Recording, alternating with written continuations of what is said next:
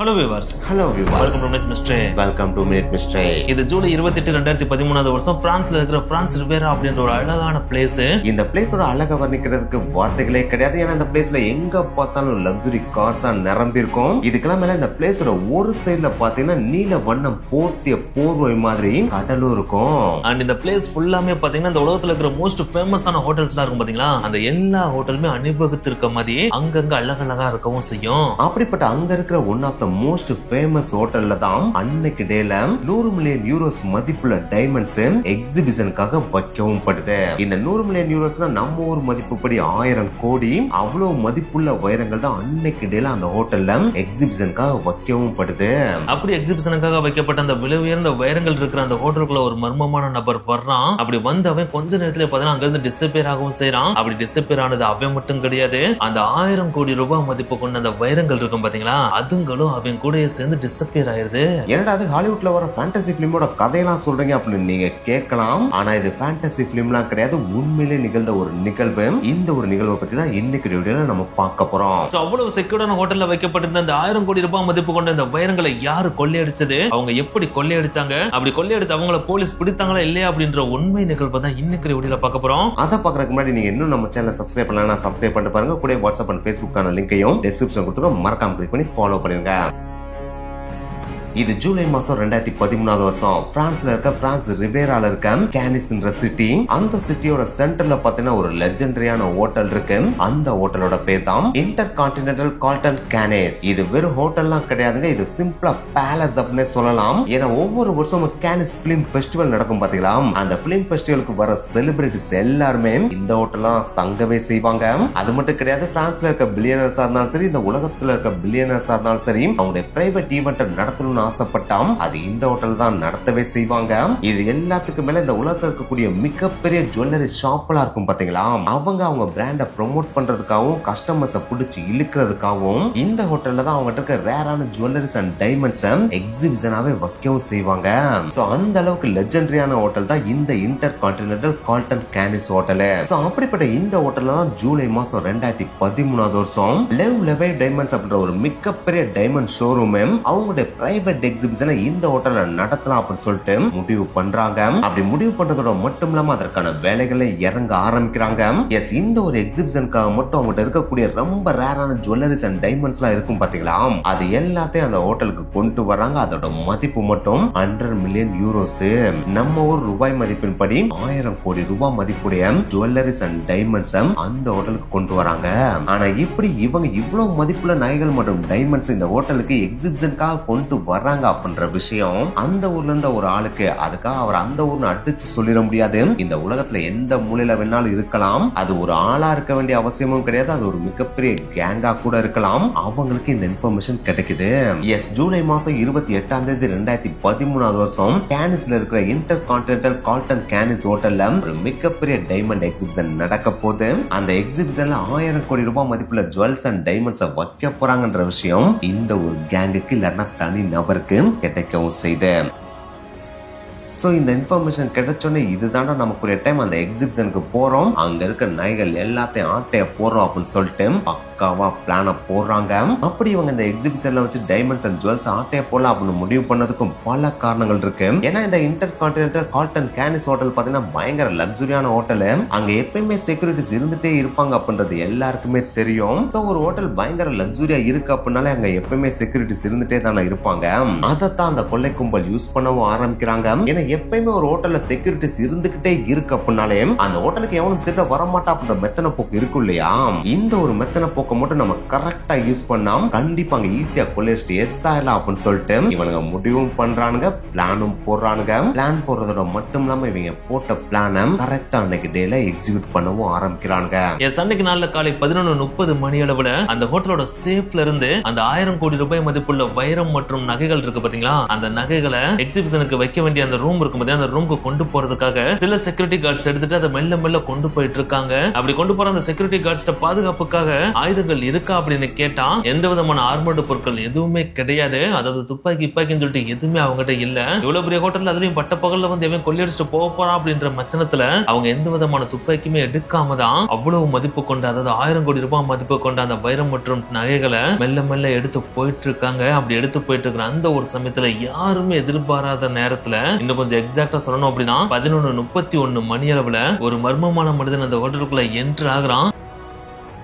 அதுக்காக என்ட்ரு ஆகுறப்பயே மர்மமான மனிதன் மாதிரி என்ட்ரு ஆனா அப்படின்னு கேட்டா அது சுத்தமா கிடையாது அப்படின்னு சொல்லலாம். அந்த ஹோட்டலுக்குள்ள ஒரு நார்மலான மனிதன் வந்து எப்படி வருவானோ அதே மாதிரி தான் நார்மலா வந்திருக்கான். அப்படி வந்து அவன் நேரா அவனோட வேலையை பாட்டு வேற பக்கம் போயிருந்தா பிரச்சனை கிடையாது. அவன் நேரா எங்க போறானா அந்த வைரம் மற்றும் நகை தூக்கிட்டு வராங்க பாத்தீங்களா, அவங்களுக்கு பக்கத்துல போறான். அப்படி போற அந்த ஒரு சமயத்துலதான் அவன் மர்மமான மனிதனை டிரான்ஸ்பார்ம் ஆகுறான். எஸ், அது வரைக்கும் நார்மலா இருந்த அவன் பார்த்தா திடீர்னு அவனோட தலையில ஒரு தொப்பியை போடுறான். அவனோட முகத்துல ஸ்கார்ஃபை கட்டுறான். அப்படி கட்டிட்டு அந்த நகை மற்றும் வைரங்களை எடுத்துட்டு போற அந்த செக்யூரிட்டி கார்ட்ஸ் கிட்ட போறப்ப அவங்க எல்லாரும் பயந்துடுறாங்க. அப்படி அவங்க பயந்த அந்த சமயத்துல அவன் வச்சு அந்த துப்பாக்கி எடுத்து டக்குன்னு அந்த செக்யூரிட்டி கார்ட்ஸ்க்கு முன்னாடி நீட்டி, இங்க பாருங்க, நான் சொல்றத ஒழுங்கு மரியாதையை அப்படியே கேட்டுட்டீங்க அப்படின்னா உங்களுக்கும் சாதாரணம் இல்ல, எனக்கு எந்த விதமான ரிஸ்க் எடுக்க வேண்டிய அவசியமும் இருக்காது. நான் பாட்டுக்கு என் வேலையை பார்த்துட்டு போயிட்டே இருப்பேன். சப்போஸ் நான் சொல்றத கேட்கல அப்படின்னா யோசிக்காம உங்க எல்லாரும் சுட்டு தள்ளிட்டு போயிட்டே இருப்பேன் அப்படின்னு சொல்லிட்டு மிரட்டுறான். அப்படி மிரட்டுறோட மட்டும் இல்லாம எல்லாரும் உடனே தரையில படுங்க, யாரும் நிமிர்ந்து பார்க்காதீங்க அப்படின்னு சொல்றான். அப்படி சொன்ன உடனே அங்க இருந்து செக்யூரிட்டி கார்ட்ஸ் எல்லாருமே அவங்க உயிருக்கு பயந்துட்டு டக்கு டக்கு டக்கு டக்குன்னு தரையில படுக்கிறாங்க.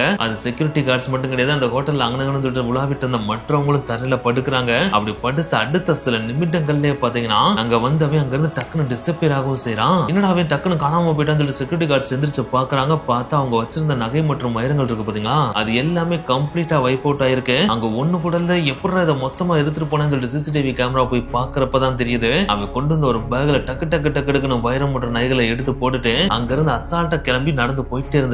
சரி, அப்படி கொள்ளையடிச்சிட்டு போறப்ப வேகமா போகணும், இல்லாட்டா போலீஸ் வந்து பிடிச்சிருவாங்க, இல்லாட்டா இவங்க வந்து பிடிச்சிருவாங்கன்னு சொல்லிட்டு பதற்றத்தோட ஓடுனானா அப்படின்னு கேட்டா அதுவும் கிடையாது. அந்த நகை மற்றும் வைரங்களை அவன் எடுத்து அந்த பேக்ல எடுத்து போட்டுட்டு அவன் மட்டும் கேஷுவலா ஒரு சாதாரணமான ஆள் நடந்து போனா எப்படி போவாங்களோ அதே மாதிரி நடந்து போய் ஹோட்டலோட வாசல கடந்து வெளியில இருக்கிற ரோட்ல நடந்து போய் மக்களோட கலந்து சாதாரணமா தான் போகவே செஞ்சிருக்கான். இது அப்படியே சிசிடிவி கேமரால பதிவாகவும் செஞ்சிருக்கு. சோ இந்த ஒரு விஷயம் தான் பாத்தீங்கன்னா உண்மையிலே அங்க வேலை பாக்குறவங்களா இருந்தாலும் சரி, செக்யூரிட்டி கார்ட்ஸா இருந்தாலும் சரி, எல்லாருக்குமே மிகப்பெரிய சாக்க கிரியேட் பண்ணுது. ஏன்னா கொள்ளையடிக்க வந்தவனுக்கு எந்த விதமான பதற்றமும் இல்ல, கொள்ளையடிச்சதுக்கு அப்புறமும் பதற்றம் இல்லாம சாதாரணமா போயிருக்கான் அப்படின்னா யாருடா இவன், அதுவும் தனியா வந்து கொள்ளையடிச்சு போயிருக்கான் அப்படின்னா இவனை நம்ம கண்டுபிடிச்சு ஆகணும்ன்ற ஒரு உச்சக்கட்ட வெறிக்கும் அவங்க போறாங்க. சோ உடனே இந்த திருட்டை பத்தி இந்த ஹோட்டலுக்கு பக்கத்துல இந்த நைஸ் போலீஸ் இன்ஃபார்ம் பண்ணவும் செய்றாங்க. அவங்ககிட்ட மட்டும் கிடையாது, இவன் எங்க போனா அப்படின்றத நம்ம விரட்டி பிடிச்சாவணும்னு சொல்லிட்டு டிராபிக் போலீஸ் இதை இன்ஃபார்ம் பண்றாங்க. அப்படி இன்ஃபார்ம் பண்ண உடனே போலீஸும் அந்த ஸ்பாட்டுக்கு வர்றாங்க. ஸ்பாட்டுக்கு வந்தோடனே எப்படி கொள்ளையடிச்சா அப்படின்ற கம்ப்ளீட் டீடைலையும் கலெக்ட் பண்றாங்க. அதை தவிர்த்து ஏதாச்சும் எவிடன்ஸ் கிடைக்குதா அப்படின்றதையும் பார்த்துட்டு இருக்காங்க. இப்படி இதை பார்த்துட்டு இருக்கப்ப side by side traffic police எல்லாத்தையுமே பார்த்தா இந்த இன்ஃபர்மேஷனை பாஸ் பண்றாங்க. அது மட்டும் கிடையாது, எல்லா செக் பாயிண்ட்லயும் இந்த மாதிரியான தோற்றம் இருக்கிற ஒரு நபரை நீங்க பார்த்தீங்க அப்படின்னா உடனே தடுத்து நிப்பாட்டி அவனோட பேக் எல்லாத்தையும் செக் பண்ணுங்க அப்படின்னு சொல்லிட்டு போட்டோஸோட எல்லாரையுமே அலர்ட் பண்ணவும் செய்யறாங்க. ஆனா என்னதான் டிராபிக் போலீஸ் செக் பாயிண்ட் சொல்லிட்டு எல்லாத்தையுமே அலர்ட் பண்ணாலும் அந்த கொள்ளையடிச்சுட்டு போனவனை அவங்களால ட்ராக் பண்ண முடிஞ்சா இல்லாட்டா பிடிக்க முடிஞ்சா அப்படின்னு கேட்டா சுத்தமா முடியல அப்படின்னு தான் சொல்லியானோ. இந்த மாதிரி ரோடு சைடு ஒரு பக்கம் போலீஸ் எல்லாருமே வலைவீசி தேடிட்டு இருக்கிற அந்த ஒரு சமயத்துல ஹோட்டலுக்குள்ள இருக்கிற போலீஸ்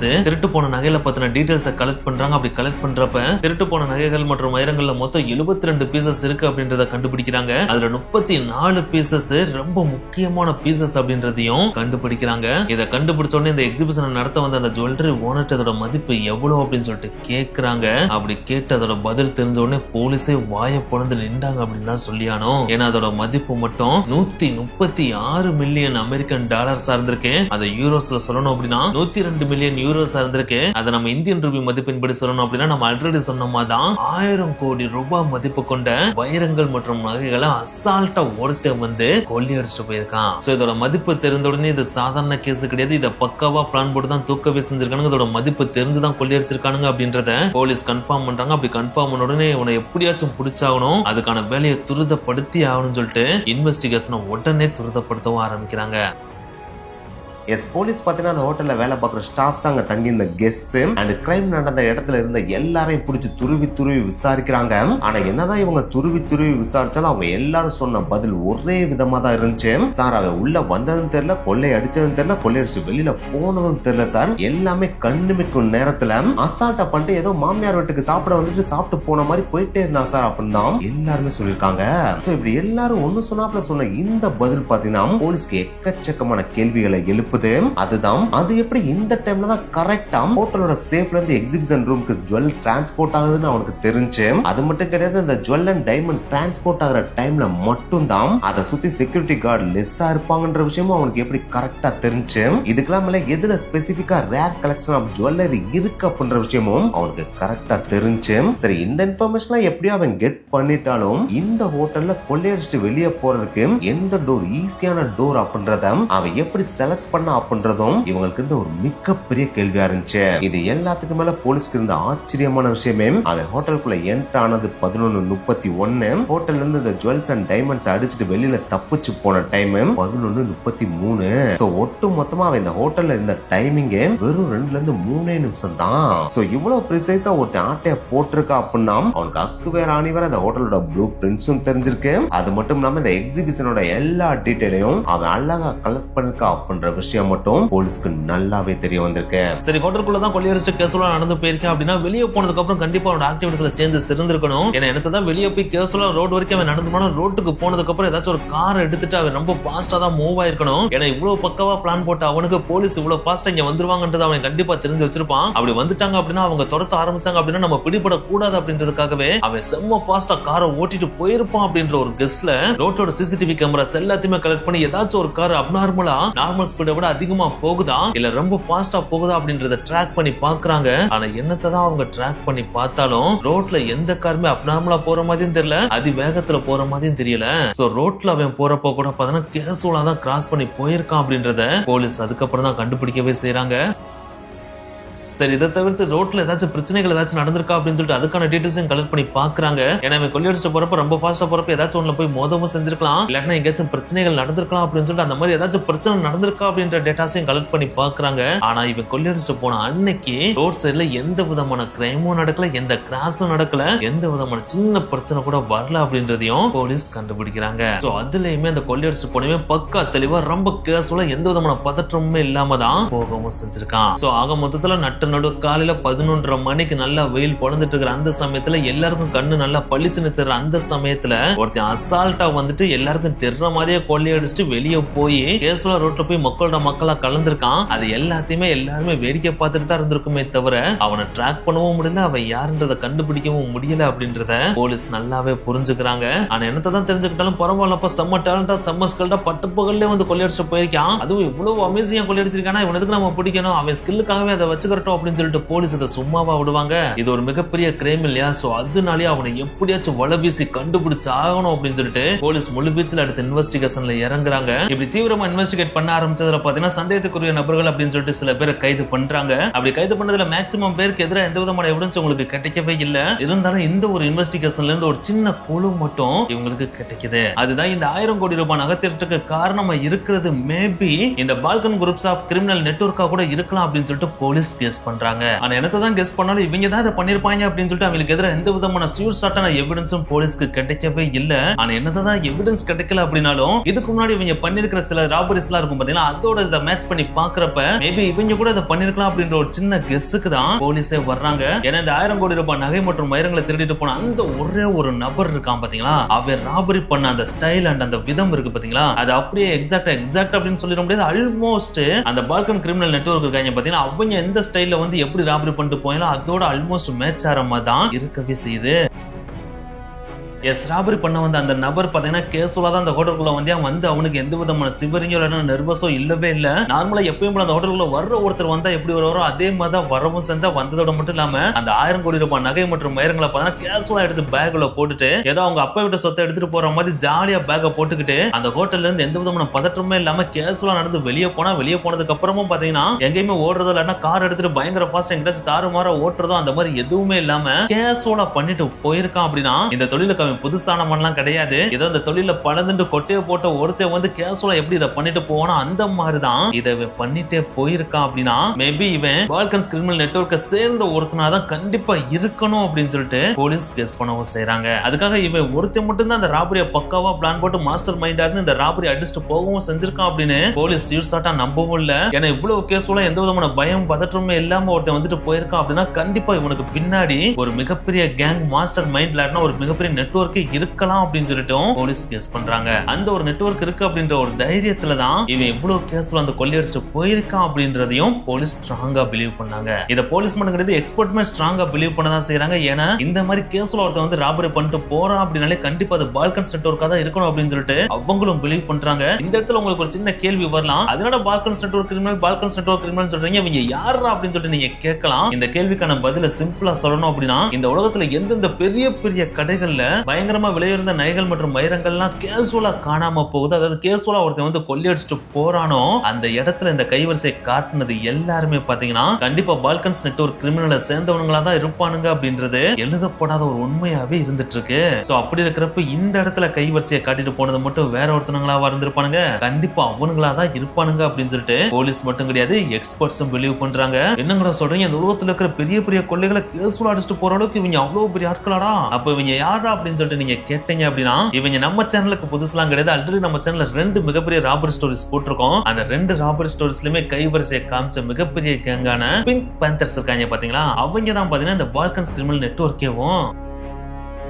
2000 காலகட்டத்தில் இந்த உலகத்தையே கதி கலங்க வச்ச அளவுக்கு அதிகமான டைமண்ட் அண்ட் ஜுவல்ஸ் ராபரி பண்ண ஒரே கேங் அப்படின்னா அது இந்த பால்கன்ஸ் கிரிமினல் கேங் அப்படின்னு சொல்லலாம். இன்னும் கொஞ்சம் உங்களுக்கு புரியுற மாதிரி சொல்லணும் அப்படின்னா நம்ம சேனல்ல போட்டதுபடி பிங்க் பேந்தர்ஸ் கேங் அப்படின்னு இவங்கள சொல்லலாம். இவங்கள சிம்பிளா போலீஸ்லாம் எப்படி சொல்லுவாங்க அப்படின்னு பார்த்தீங்கன்னா international network of jewel thieves அப்படின்னு சொல்லுவாங்க. இந்த பிங்க் பேந்தர்ஸ்ல மேக்ஸிமம் இருக்கிறது யாரா இருப்பாங்க அப்படின்னு பார்த்தீங்கன்னா பால்கன்ஸா தான் இருக்கவே செய்வாங்க. அதுல ஓகே பால்கன் மறுபடியும் சொல்றீங்க, பால்கன்னா என்னடா அப்படின்னு சொல்லிட்டு கேட்டீங்கன்னா பால்கன்னா வேற எதுவும் கிடையாது, இது தென்கிழக்கு ஐரோப்பாவில் அமைஞ்சிருக்கிற ஒரு பகுதி. இந்த பகுதியில ஒரு குறிப்பிட்ட நாடு மட்டும் இருக்காது, அதுல எக்கச்சக்கமான நாடுகள் இருக்கு. அதுல குறிப்பிட்ட சில நாடுகளை சொல்லணும் அப்படின்னா Albania, Bosnia, Bulgaria, Croatia and Serbia அப்படின்னு சொல்லிட்டு இந்த நாடுகள்ல அடங்கின ஒரு பகுதி தான் இந்த பால்கன்ஸ் அப்படின்றது. சோ இந்த நாடுகள்ல இருந்து வார் டைம், அதாவது போர் நடந்துட்டு இருந்த டைம்ல உருவாகின ஒரு கேங் தான் இந்த பால்கன்ஸ் கிரிமினல் நெட்வொர்க். அதுல இந்த கிரிமினல் நெட்வொர்க்ல இருக்கிற எல்லாருமே யாரா இருப்பாங்க அப்படின்னு பாத்தீங்கன்னா ஆர்மி மேன், அதாவது சோல்ஜர்ஸா தான் இருக்கவே செய்வாங்க. அதாவது பக்காவா ஆர்மில ட்ரெயின் ஆன நபர்களா தான் இருக்கவே செய்வாங்க. அதுக்காக சோல்ஜர்ஸா இருப்பாங்க அப்படின்றதுக்காக அவங்க எல்லாருமே கரண்டா ஆர்மில ஒர்க் பண்ணிட்டு இருக்கவங்கலாம் கிடையாது.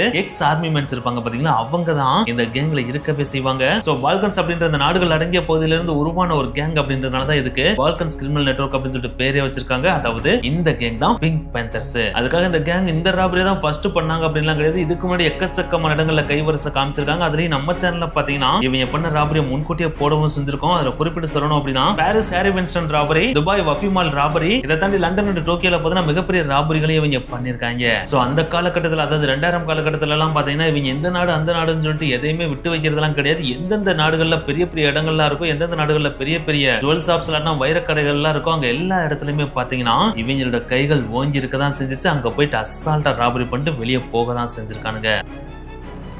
அதுல இந்த பிங்க் பேந்தர்ஸ் ராபரி பண்ற ஸ்டைலும் சிக்னேச்சரும் செம்ம யூனிக்கா இருக்கும். ஏன்னா இந்த உலகத்துல இருக்கிற மற்ற ராபரி கேங் மாதிரி இல்லாம இவங்க ராபரி பண்றப்ப ரொம்ப காமா இருப்பாங்க.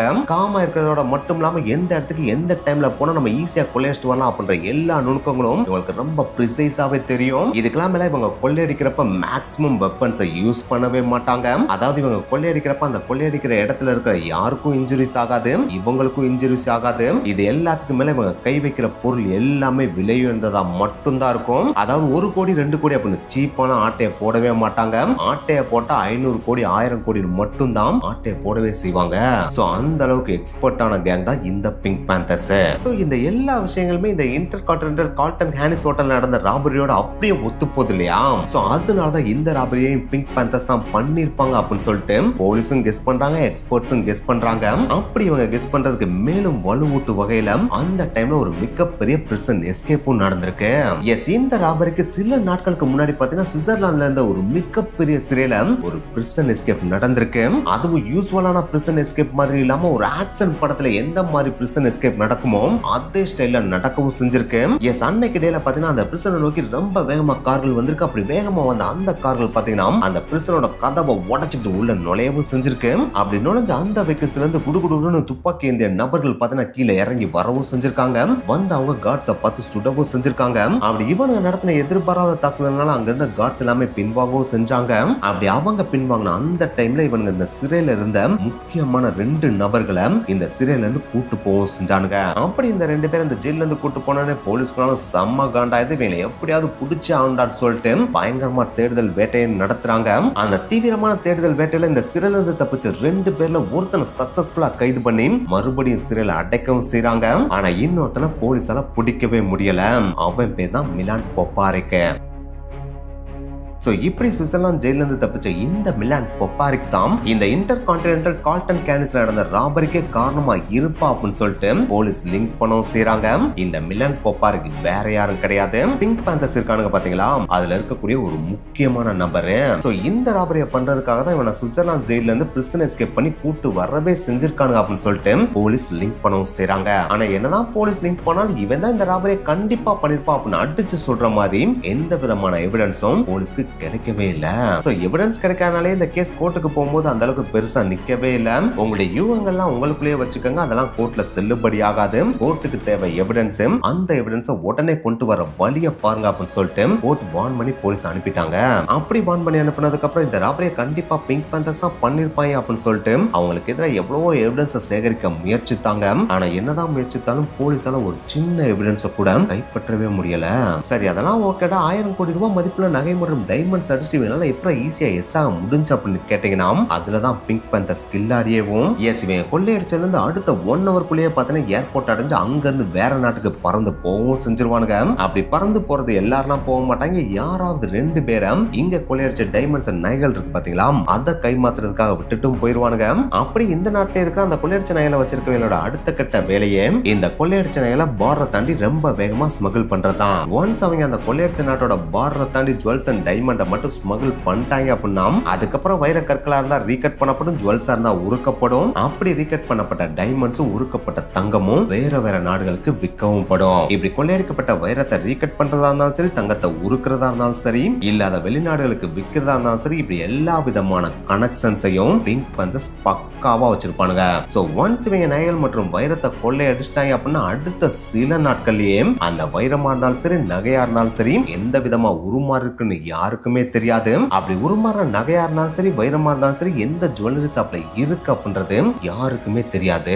அவ்வளவு சைலண்டா அடுத்த சில நாட்கள்லயே கொள்ளையடிச்ச நகை மற்றும் வைரத்தை ட்ராக் பண்ண முடியாத அளவுக்கு உருமாத்தி விட்டுருவானுங்க. இப்படி உருமான ஜுவல்ஸ் அண்ட் டைமண்ட்ஸை கண்டுபிடிக்கிறது ரொம்ப ரொம்ப கஷ்டம் அப்படின்னு சொல்லிட்டு எக்ஸ்பர்ட்ஸே சொல்றாங்க. அதே மாதிரி இந்த ராபர்லயும் நடக்கவும் செஞ்சுச்சு.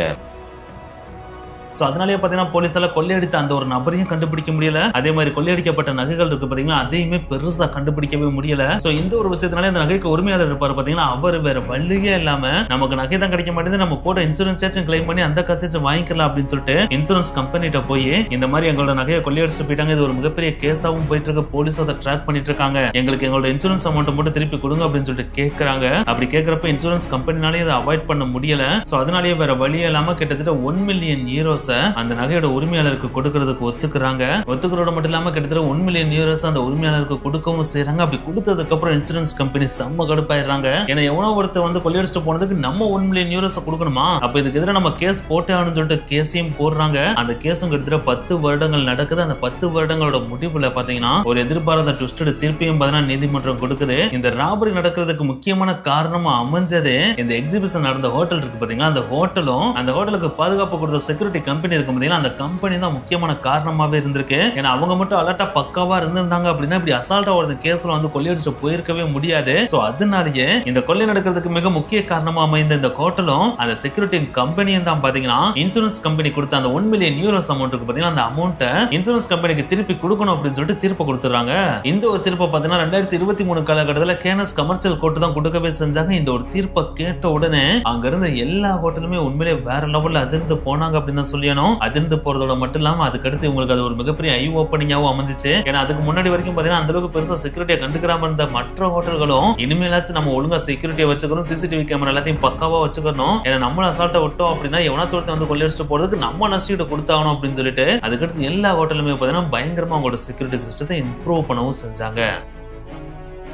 ஆனா எனக்கு ஒரு மிகப்பெரிய ஐ ஓப்பனிங் மொமெண்டா இருந்தாலும் இந்த ஒரு ராபரி நடந்த காலகட்டத்தை நீங்க நல்லா நோட் பண்ணி பாத்தீங்கன்னா தெரியும். இது 1990s காலகட்டத்துல இல்லாட்டா 80s காலகட்டத்திலே நடந்த ராபரி கிடையாது. இவர் ரீசெண்டா 2013 காலகட்டத்துல அதுவும் மாடர்ன் வேர்ல்டுல நடந்த ஒரு ராபரி. சோ அந்த காலகட்டத்திலே பாத்தீங்கன்னா சிசிடிவி கேமரா செக்யூரிட்டி சிஸ்டம் எல்லாமே ஓரளவுக்கு நல்லாவே இருந்துச்சு. அப்படி இருந்த அந்த காலகட்டத்திலே ஒருத்தன் அசால்ட்டா வந்து கேஷுவலா உள்ள நுழைஞ்சு எந்த விதமான கன் ஃபயர்ஸும் பண்ணல, எக்ஸ்ப்ளோசிவ்ஸும் யூஸ் பண்ணல, எந்த விதமான ஹை ஸ்பீடான கார் சேஸ் இல்லாட்டா நர்வஸா இருக்கிற மாதிரியான எந்த விதமான விஷயங்களை வெளிப்படுத்தாம அசால்ட்டா கேஷுவலா உள்ள வந்து 1000 கோடி ரூபாய் மதிப்பு இருக்கிற நகைகளையும் வைரத்தையும் எடுத்துட்டு போயிருக்கான். அப்படின்னா இது சாதாரணமான ஒரு ராபரி கிடையாது. பக்காவா பிளான் போட்டு வேற லெவல்ல எக்ஸிக்யூட் பண்ண ஒரு ராபரி அப்படின்னு நம்ம அடிச்சு சொல்லலாம். இது ஒரு மிகப்பெரிய ராபரி அப்படின்னு மட்டும் கிடையாது. 2026 இந்த காலகட்டம் வரைக்கும் பாத்தீங்கன்னா இன்னைக்கு நாள் வரைக்கும் கூட பாத்தீங்கன்னா இந்த ராபரியை பண்ணவங்கள போலீஸால இன்னமும் பிடிக்கவே முடியல. சோ அதனாலேயே இந்த ஒரு கேஸ் பாத்தீங்கன்னா ஒரு அன்சால்வ்டு கேஸ் தான் இது நாள் வரைக்கும் மூவ் ஆயிட்டு இருக்கு. எனக்கு தான் போலீஸோட பாயிண்ட் ஆஃப் வியூல இருந்து இந்த ராபரியை பண்ணவங்க கண்டிப்பா பால்கன்ஸ் கிரிமினல் நெட்வொர்க்கா தான் இருப்பாங்க, அதாவது பிளாக் பேந்தர்ஸ் கேங்கா தான் இருப்பாங்க அப்படின்னு சொல்லிட்டு ஒரு பக்கம் சொன்னாலும் இவங்க தான் இதை பண்ணிருப்பாங்க அப்படின்னு சொல்லிட்டு கிளியர் கட்டான எவிடன்ஸோட போலீஸால அதை சொல்லவும் முடியல. இதுக்கெல்லாம் மேல இந்த ராபரி பண்ணவங்கள இன்னமும் கையும் களவோ போலீஸால பிடிக்கவும் முடியல அப்படின்றதான் இங்க இருக்கிற ஒரு மிகப்பெரிய வருத்தத்துக்குரிய ஒரு விஷயமாவே இருக்கவும் செய்யுது. இதுக்கெல்லாம் மேல இந்த ராபரியை சுத்தி எக்கச்சக்கமான கேள்விகளும் இருக்கத்தான் செய்யுது. அதுல ஃபர்ஸ்ட் கேள்வி என்னன்னா, எப்படி கொள்ளையடிக்கிறவனுக்கு கரெக்டா இந்த டைம்ல தான் அந்த நகைகள் எல்லாமே ஹோட்டலோட சேஃப்ல இருந்து எக்ஸிபிஷன் ரூமுக்கு டிரான்ஸ்போர்ட் ஆகும் அப்படின்றது தெரிஞ்சு அப்படின்றது. சரி, அது கூட எப்படியோ தெரிஞ்சுச்சுன்னு வச்சுக்கோங்களேன். அதுக்கடுத்து இந்த நகைகளை கொள்ளையடிச்சு வெளியில போறப்ப இந்த டோர் வழியா போனா நம்ம அசால்ட்டா திறந்து போயிடலாம் அப்படின்றது எப்படி இவனுக்கு தெரிஞ்சிருந்துச்சு? இல்ல நீ கொள்ளையடிச்சதுக்கு அப்புறம் இந்த டோர் வழியாவா நான் அந்த டோர் ஆல்ரெடி திறந்தே வச்சிருக்கேன்னு யாரும் சொன்னாங்களா? இல்ல யதார்த்தமாவே அந்த வழியில போறப்ப அந்த டோர் ஆட்டோமேட்டிக்காவே திறந்து இருந்துச்சா அப்படின்றதும் இங்க இருக்கிற ஒரு $1 மில்லியன் கொஸ்டினாவே தான் இருக்கு. இது எல்லாத்துக்கு மேல இவன் கொள்ளையடிச்சு போன 1000 கோடி ரூபாய் மதிப்புள்ள நகைகள் மற்றும் வைரங்கள் இருக்கு பாத்தீங்களா? அது எல்லாத்தையும் ஒன்ஸ் ஹோட்டலை விட்டு வெளியில போனதுக்கு அப்புறம் இவனே தான் வச்சிருந்தானாம், இல்ல அதை வேற யாருக்காவது மாத்தி விட்டுட்டானா அப்படின்றதும் இங்க இருக்கிற ஒரு $1 மில்லியன் கொஸ்டினா தான் இருக்கு. சோ மொத்தத்துல பாத்தீங்கன்னா இது ஒருத்தன் பண்ண ராபரியாம், இல்ல இவனுக்கு பின்னாடி ஒரு மிகப்பெரிய கேங் இருக்கா அப்படின்றதும் இங்க இருக்கிற ஒரு மிகப்பெரிய கேள்வியா தான் இருக்கவே செய்யுது. ஆனா எது எப்படியோ இது வரைக்கும் இந்த உலக வரலாற்றிலே நிகழ்ந்த ரொம்ப பிரிசிஷனான டைமிங்கான கான்பிடன்ஸான ராபரி அப்படின்னா அது இந்த ராபரி அப்படின்னு எக்ஸ்பர்ட்ஸ் அழைக்கவும் செய்றாங்க. சோ இந்த ராபரியை பத்தி உங்களுடைய கருத்துக்களை கீழே மறக்காம கமெண்ட் பண்ணுங்க. நெக்ஸ்ட் வீடியோல மீட் பண்ணலாம். பாய்.